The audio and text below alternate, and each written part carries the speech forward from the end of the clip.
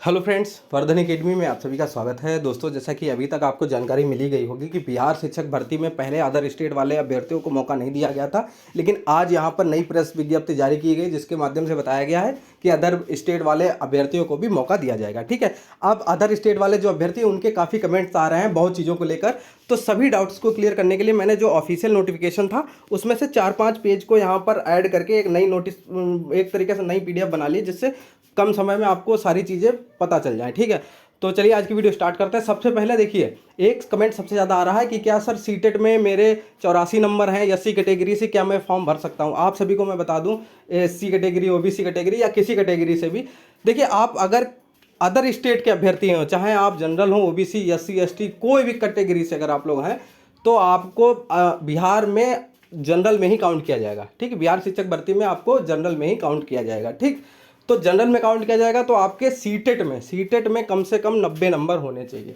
CTET का मान्य होगा, सीटेट आपका 90 नंबर होना चाहिए।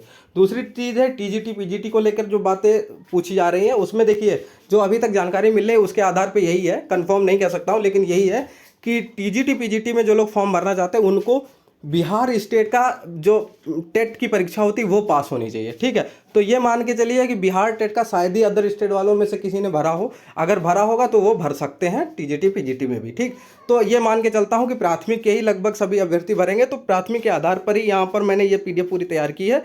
तो प्राथमिक शिक्षक भर्ती से संबंधित पूरी जानकारी आपको यहाँ पे दे दी जाएगी। ठीक है, टोटल जो वैकेंसीज है वो 1,70,000 है। इसमें प्राथमिक में कितनी है? 79,943। ठीक है, 79,943 वैकेंसीज यहाँ पर होंगी। जो यहाँ की वेतनमान है वो 25,000 मूल वेतन है। मूल वेतन है, बढ़ा के ये 35-40 हज़ार के आसपास बनेगा जाकर, सब कुछ सारी चीज़ें डीए टीएडीए सब मिला के। ठीक है, फिर अब देखिए, अब इसकी कक्षा 5 के लिए नियुक्ति है तो शैक्षणिक योग्यता क्या होनी चाहिए? न्यूनतम 50 अंकों के साथ उच्चतर माध्यमिक विद्यालय या इसके समकक्ष तथा प्रारंभिक शिक्षा शास्त्र में द्विवर्षीय डिप्लोमा। ठीक है, 50% आपके उच्चतर माध्यमिक में होने चाहिए। और आपका जो डिप्लोमा है, डिप्लोमा 2 वर्ष का किसी नाम से भी आपका शिक्षा शैक्षिक डिप्लोमा आपका हो, डीएलएड बीटीसी, वो आपका मान्य होगा। ठीक है, ठीक है, इसके अलावा बीएलएड भी आपका मान्य होगा 50% उच्चतर माध्यमिक में। ठीक, 4 वर्षीय प्रारंभिक शिक्षा में जो बीएलएड होता है वो भी मान्य होगा। इसके अलावा यहाँ पे लिखा है कि 50% अंकों के साथ उच्चतर माध्यमिक अथवा इसके समकक्ष तथा शिक्षा शास्त्र में द्विवर्षीय डिप्लोमा, ये भी मान्य होगा। इसके अलावा जो आपका स्नातक तथा प्रारंभिक शिक्षा में द्विवर्षीय डिप्लोमा, चाहे वो किसी नाम से जाना जाता हो, अथवा जो बीएड कैंडिडेट हैं वो भी फॉर्म भर सकते हैं, लेकिन उनके ग्रेजुएशन में 50% से ऊपर अंक होने चाहिए। ठीक, तो ये सारी चीज़ें यहाँ पर मांगी गई हैं। आगे है न्यूनतम 55% अंकों तथा उसके समकक्ष ग्रेड के साथ स्नातकोत्तर और 3 वर्षीय एकीकृत बीएड एमएड ये होना चाहिए। ठीक है, तो ये हो गई शैक्षिक योग्यता। अब देखिए आगे जो बीएड अभ्यर्थी हैं उनके लिए यहाँ पर एक चीज़ लिखी है, आप लोग देख सकते हैं। एनसीटीई द्वारा मान्यता प्राप्त संस्थान में शिक्षा स्नातक की उपाधि प्राप्त की हो, उसे कक्षा 1 से 5 तक पढ़ाने के लिए विद्यालय अध्यापक के रूप में नियुक्त किया जा सकेगा। किंतु इस प्रकार विद्यालय अध्यापक के रूप में नियुक्ति व्यक्ति को मूल कोटि के विद्यालय अध्यापक के रूप में नियुक्त होने के 2 साल के भीतर एनसीटीई द्वारा मान्यता प्राप्त प्रारंभिक शिक्षा में 6 महीने का एक सेतु या फिर सेतु पाठ्यक्रम या ब्रिज कोर्स करना आवश्यक होगा। मतलब बीएड अभ्यर्थियों को एलिजिबल किया गया, लेकिन उनको 2 साल के अंदर ज्वाइनिंग के बाद 2 साल के अंदर उनको ब्रिज कोर्स करना होगा। ठीक है, जितनी इंपॉर्टेंट चीज़ है वो बता दे रहे।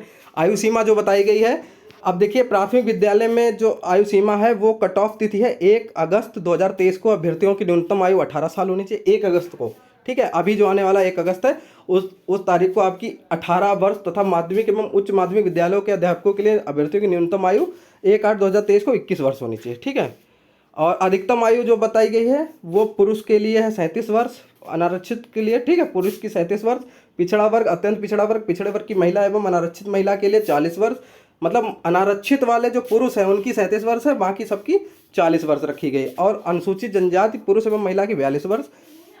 वार्धक्य सेवानिवृत्त की आयु 60 वर्ष निर्धारित की गई है। ठीक, आयु सीमा में जो छूट है इसमें देख लिए, इस नियमावली के प्रवृत्त होने के पूर्व पात्रता परीक्षा में उत्तीर्ण होने वाले प्रशिक्षित अभ्यर्थियों को इस नियमावली के प्रवृत्त होने के पश्चात नियुक्त के प्रथम संव्यवहार में अधिकतम आयु सीमा में 10 वर्ष की छूट दिनांक 1/8/2023 को आधार मानकर देय होगी। ठीक, अब देख लेते हैं चयन प्रक्रिया लिखित। अब इसमें प्राइमरी का जो सिलेबस है वो देख लेते हैं। सिलेबस क्या है? ये लिखित परीक्षा वस्तुनिष्ठ मतलब मल्टीपल चॉइस क्वेश्चंस होंगे।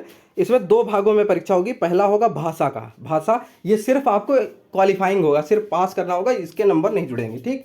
100 नंबर का पेपर होगा। भाग 1 में 25 नंबर के आएगा, भाग सेकंड में 75 नंबर का, ठीक है।